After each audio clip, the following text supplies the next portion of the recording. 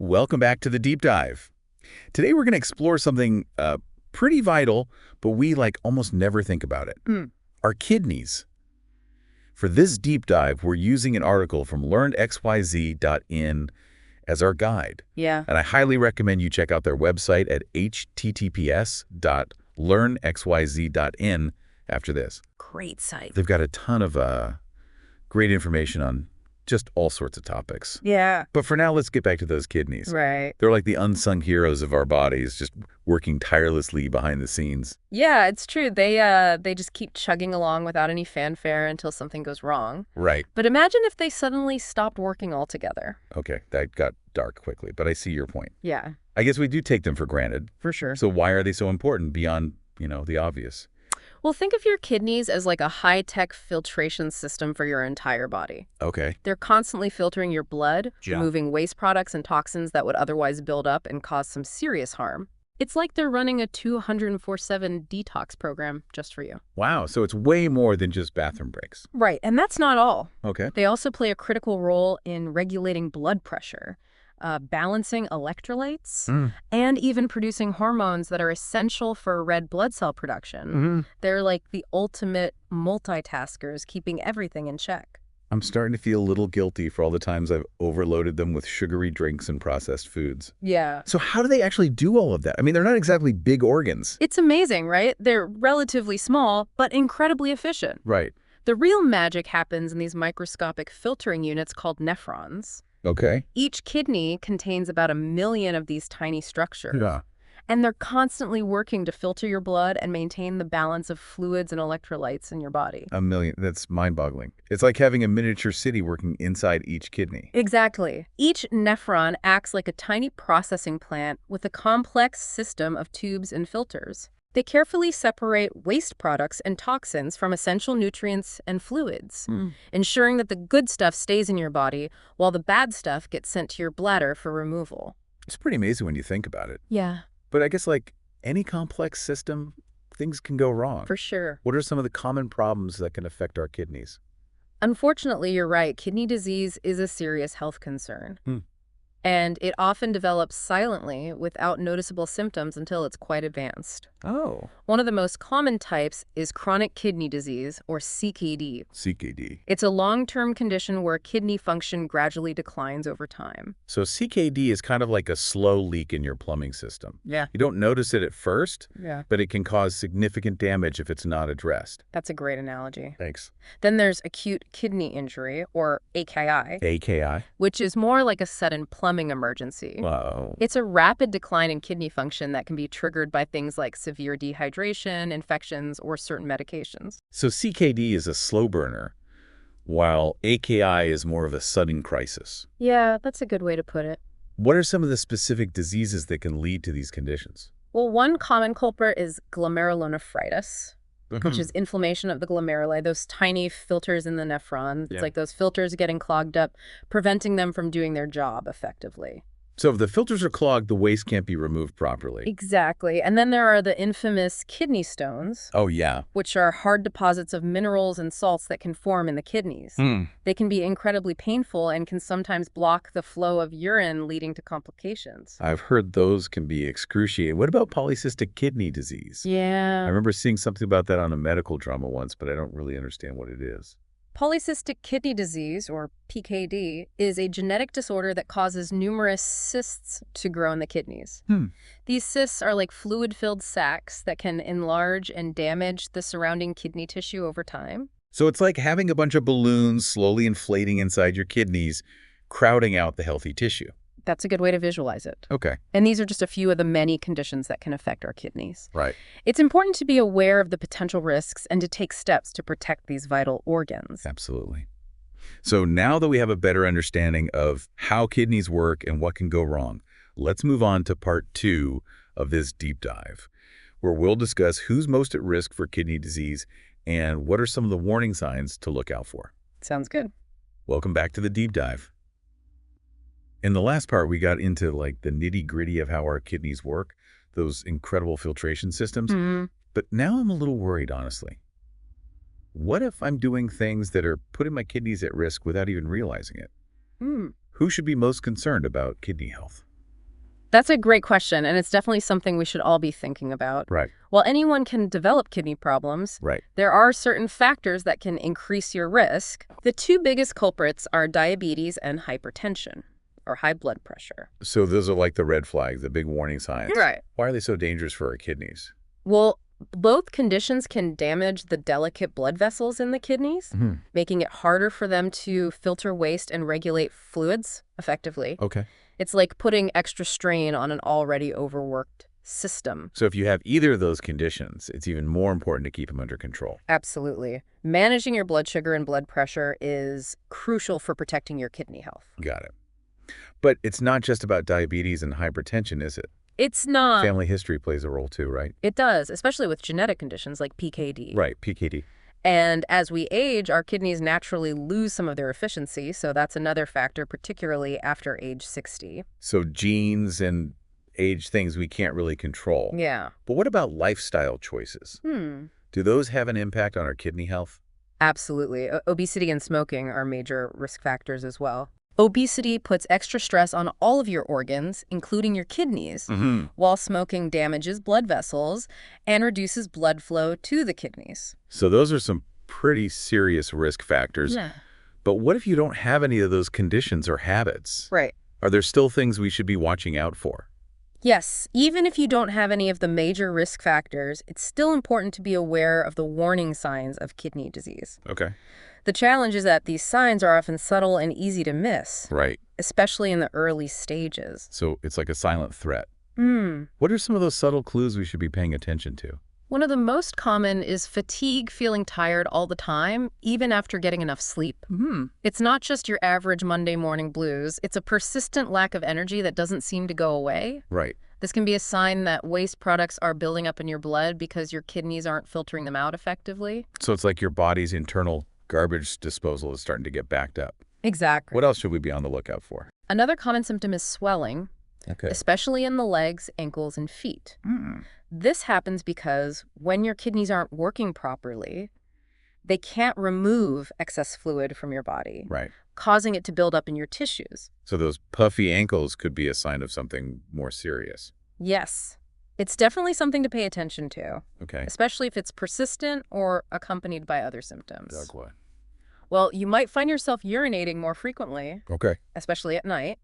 Or your urine might look foamy or cloudy, or even have a slight pink tinge to it, indicating the presence of blood. Okay, those are some pretty clear warning signs. But you mentioned that kidney disease often progresses silently. Right. Are there any other symptoms that might not be as obvious? Yes, sometimes kidney problems can manifest in unexpected ways. Like that. For example, you might experience shortness of breath, especially when lying down. Okay. This can happen because fluid builds up in your lungs when your kidneys aren't functioning properly. That's pretty scary. I would never have connected shortness of breath with kidney issues. It's not something most people think about, but it's definitely a symptom to be aware of. Okay. And another surprising symptom can be persistent high blood pressure. Exactly. Wait, I thought high blood pressure was a risk factor for kidney disease, not a symptom. It can be both. Oh. High blood pressure can damage the kidneys, and damaged kidneys can contribute to high blood pressure. Yeah. It's a vicious cycle. So if you have high blood pressure that's difficult to control even with medication, it's important to get your kidney function checked. Got it. So it's all interconnected. What about things like headaches or back pain? Are those ever related to kidney problems? While headaches and back pain can have many different causes, Right. they can sometimes be associated with kidney issues. Okay. For example, a kidney infection can cause back pain and fever, Oh, wow. and high blood pressure related to kidney disease can trigger headaches. Wow. So many things to watch out for. It seems like kidney problems can manifest in so many different ways. That's why it's so important to listen to your body and to be aware of any changes, even if they seem minor. Early detection is key to preventing serious complications. This is all really helpful. But I'm wondering, what can we actually do to protect ourselves? Yeah. Are there specific things we can do to keep our kidneys healthy? There absolutely are, and that's what we'll delve into in part 3 of this deep dive. Okay. We'll talk about proactive steps you can take to support your kidney health and reduce your risk of developing these conditions. All right, sounds good. Welcome back to the deep dive. We've spent the last 2 parts exploring the incredible world of our kidneys, how they work, what can go wrong, and those subtle warning signs we often miss. Right. But now let's talk solutions. What can we actually do to keep those kidneys happy and healthy? Well, the good news is that there's a lot we can do. Okay. It's empowering to realize that we have a good deal of control over our kidney health. Okay. I'm ready to be empowered. Yeah. Lay it on me. What's the first line of defense? It might sound simple, but hydration is absolutely key. Your kidneys need water to function properly, to flush out waste products, keep everything flowing smoothly. Think of it like this. Your kidneys are like a washing machine, and water is the detergent that helps rinse away the dirt and grime. Okay. Drink up. Got it. But is there such a thing as too much water? I've heard conflicting things about that. That's a great question, and that's where things get a little bit nuanced. Yes, for most healthy people, aiming for 8 to 10 glasses of water a day is a good general guideline, but there are exceptions. If you have certain kidney conditions, too much water can actually overload the system. It's always best to discuss your specific needs with your doctor. Right. They can help you determine the right amount of fluid intake for your individual situation. Makes sense. Personalized advice is always best. So hydration is crucial, but what about diet? Yeah. Does what we eat really impact our kidneys? Absolutely. Food can either nourish or burden our kidneys. A kidney-friendly diet focuses on supporting healthy blood pressure and blood sugar levels, since those are the two biggest threats to kidney health. Okay, so what does a kidney-friendly diet actually look like? Give me the specifics. Think fresh, vibrant, and unprocessed as much as possible. Okay. Load up on fruits and vegetables. They're packed with antioxidants and nutrients that support overall health and don't tax the kidneys. Whole grains are excellent for fiber and slow-release energy, which helps regulate blood sugar, another win for kidney health. And lean protein sources like fish, chicken, beans, and lentils provide the building blocks your body needs without overloading your kidneys. So lots of plant-based goodness and lean protein. Got it. The article mentioned the DASH diet. What's that all about? The DASH diet stands for Dietary Approaches to Stop Hypertension. Okay. It's specifically designed to lower blood pressure, which, as we know, is a major risk factor for kidney disease. The DASH diet emphasizes potassium-rich fruits and veggies, low-fat dairy, and limits sodium-saturated fat and cholesterol. Okay, so DASH is like a superhero diet for your blood pressure, which in turn protects your kidneys. What are some examples of DASH-compliant meals? I need some inspiration. You could start your day with a bowl of oatmeal topped with berries and a sprinkle of nuts. For lunch, a big salad with grilled chicken or fish and a light vinaigrette. Dinner could be salmon with roasted vegetables and quinoa. The key is to focus on fresh, whole foods and to minimize processed ingredients, sugary drinks, and unhealthy fats. Sounds delicious and doable. So we're talking hydration and healthy eating. What about exercise? Does that play a role in kidney health? Movement matters. Regular exercise is like a tonic for your entire body, including your kidneys. Okay. It helps manage weight, lower blood pressure, and improve blood sugar control, all wins for those hardworking kidneys. Okay, so we've got the trifecta of wellness, hydration, healthy eating, and regular exercise. But are there any other specific things we should be doing to keep those kidneys in tip-top shape? Absolutely. Monitoring your numbers is crucial. Okay. If you have diabetes, keeping your blood sugar levels within a healthy range is essential for protecting your kidneys.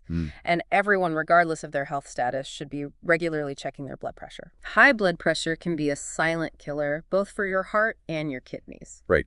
Those silent threats we talked about earlier. It's a good reminder to be proactive. Exactly. Another thing to be mindful of is over-the-counter pain relievers, especially NSAIDs like ibuprofen and naproxen. While they can be helpful for occasional aches and pains, chronic use can actually damage your kidneys over time. So use them sparingly and always talk to your doctor if you have concerns. So painkillers, proceed with caution. What about salt? I know it gets a bad rap.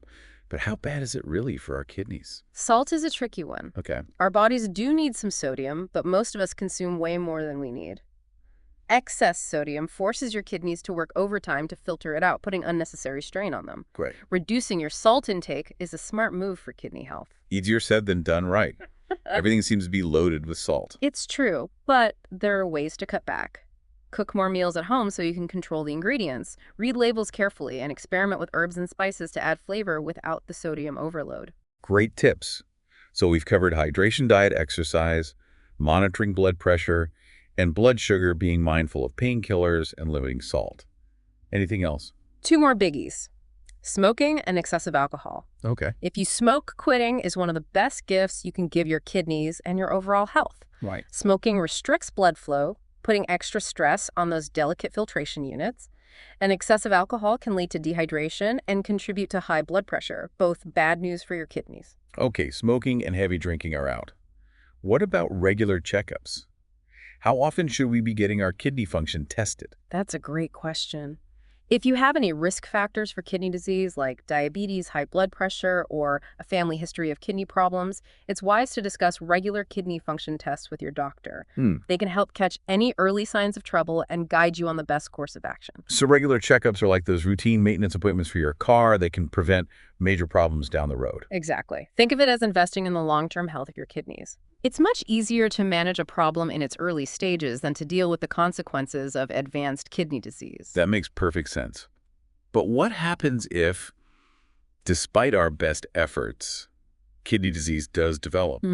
What are the treatment options? That's an important question.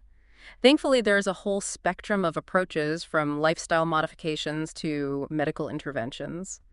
In the early stages, lifestyle changes often form the foundation of treatment. Okay. We're talking about those same healthy habits we've been discussing, but often with even greater emphasis. So it's like taking those healthy habits up a notch. Precisely. Diet becomes even more crucial, focusing on controlling sodium, potassium, and phosphorus intake depending on the individual's needs. Exercise is still important, but the type and intensity may need to be adjusted. And of course, weight management and smoking cessation are non-negotiable. So those healthy habits are not just about prevention. They're also a cornerstone of treatment. But what about medications? What role do they play? Medications can address the underlying factors contributing to kidney disease. For example, if high blood pressure is a culprit, medications to lower blood pressure will likely be prescribed. If diabetes is involved, medications to manage blood sugar levels are crucial. It's about tackling those root causes and managing symptoms like anemia, which is a common complication of kidney disease. So it's about a multi-pronged approach. Yeah. Lifestyle changes, medications targeting those underlying causes. But what happens if kidney disease progresses to a more advanced stage? The article mentioned dialysis and kidney transplant. What can you tell us about those? Dialysis is a life-saving treatment for people with advanced kidney failure when those kidneys can no longer effectively filter waste products from the blood. It's essentially an artificial way of performing the kidney's job. Right. There are two main types, hemodialysis and peritoneal dialysis. In hemodialysis, the patient's blood is circulated through a machine that filters out waste and excess fluid, kind of like an external artificial kidney. Peritoneal dialysis uses the lining of the abdominal cavity as a natural filter with a special solution infused and drained to remove waste products. Wow, that's incredible. It's like medical science has found ways to step in when our bodies need that extra support. What about a kidney transplant? When is that an option? A kidney transplant is considered a last resort for end-stage kidney disease when dialysis is no longer sufficient. Okay. It involves surgically replacing the diseased kidney with the healthy kidney from a donor. It's a major procedure, but when successful, a kidney transplant can dramatically improve quality of life and even extend lifespan. It sounds like there's a lot of hope on the horizon for people facing kidney disease. Yeah. The article even mentioned some cutting-edge advancements in treatment. Can you tell us more about those? Absolutely. Medical science is constantly evolving, and there's a lot of exciting research in the field of kidney disease treatment. Scientists are exploring artificial kidneys, bioengineered kidney tissues, and even using 3D printing technology to create kidney prototypes. Wow.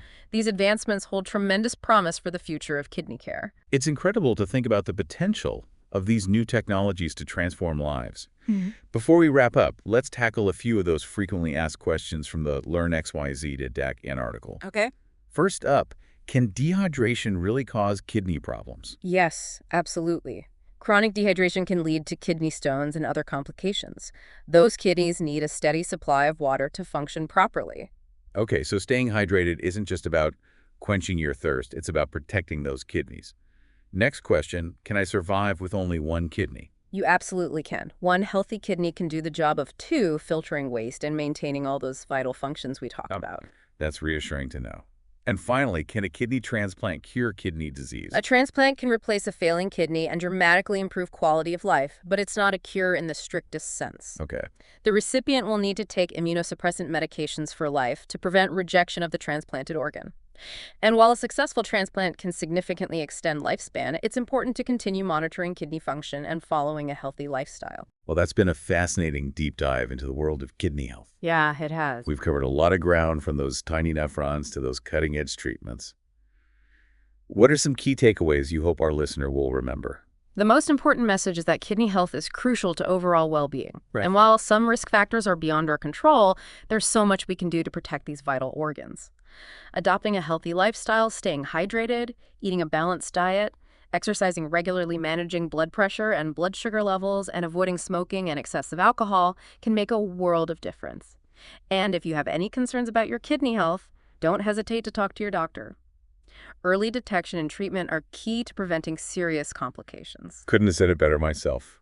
And remember, for more in-depth information on this and many other fascinating topics, be sure to visit LearnXYZ.in at https://learnedxyz.in. And while you're there, why not show the deep dive some love? Like this episode, subscribe to our channel, and leave a comment if you have any questions. Thank you for joining us on this deep dive into kidney health.